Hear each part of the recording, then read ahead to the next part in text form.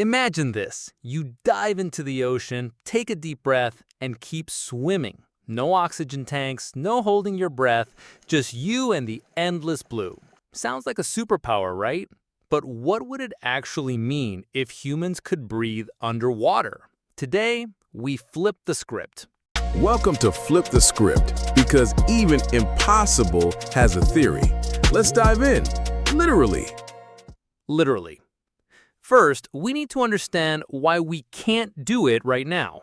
Humans breathe air, about 21% oxygen. And our lungs aren't built to pull oxygen from air.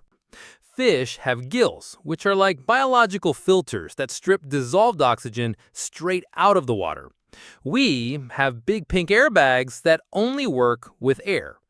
So, for us to breathe underwater, our bodies would need a major upgrade. Either gills alongside our lungs, or some sci-fi biotech that filters oxygen for us.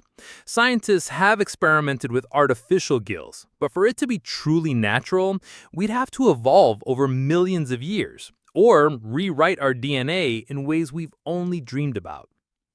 But hold on, even if we grew gills tomorrow, breathing underwater isn't just about oxygen. What? We'd have to solve something called osmotic balance. Our cells are adapted for the salt levels in our blood, not the ocean. If seawater poured into our system unchecked, it would dehydrate our cells, wreck our electrolytes, and make every breath feel like swallowing a mouthful of battery acid.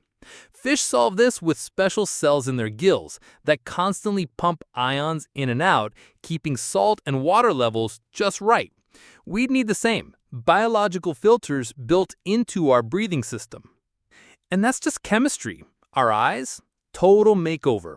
Underwater, light bends differently, making things blurry. Many marine animals have spherical lenses and retina adaptations for low light.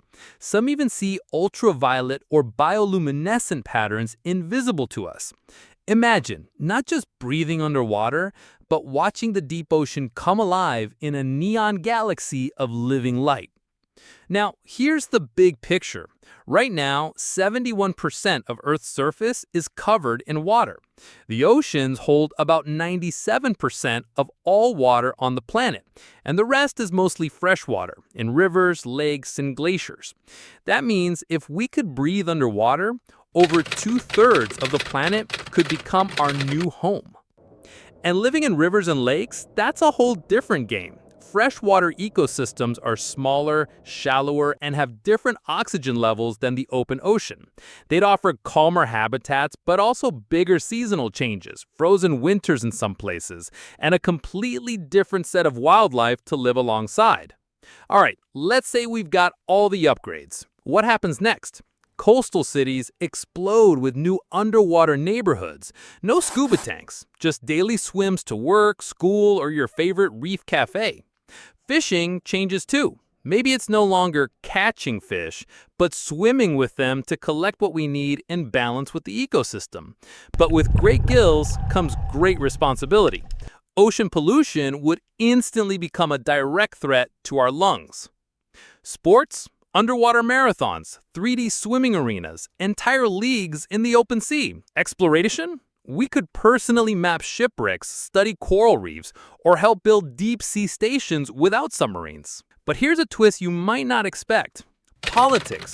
Today, borders are drawn on land and a little out to sea.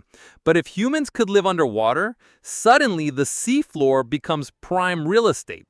Who owns the coral cities? Who controls the underwater highways between continents? We could see entire new nations rise beneath the waves, and they might not follow the same rules as the surface world.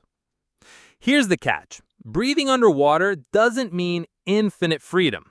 Deep ocean pressure can crush air spaces in the body, so we'd still need protection at extreme depths. Cold, currents, and predators would still shape where we could go, just like they do for marine life now. So what if humans could breathe underwater? Overnight, Earth would double in size, giving us access to a world as rich and alien as any sci-fi planet. Coral skyscrapers, freshwater kingdoms, and deep-sea highways could become part of daily life. We'd redraw maps, reshape borders, and redefine what it means to be a citizen of Earth. But here's the thing. The moment the ocean becomes your air, protecting it becomes as personal as breathing itself. Maybe the biggest change wouldn't be in our bodies, but in how we see our planet. We just flipped the script. Now tell me, if you could live underwater, would you stay on land or join the deep?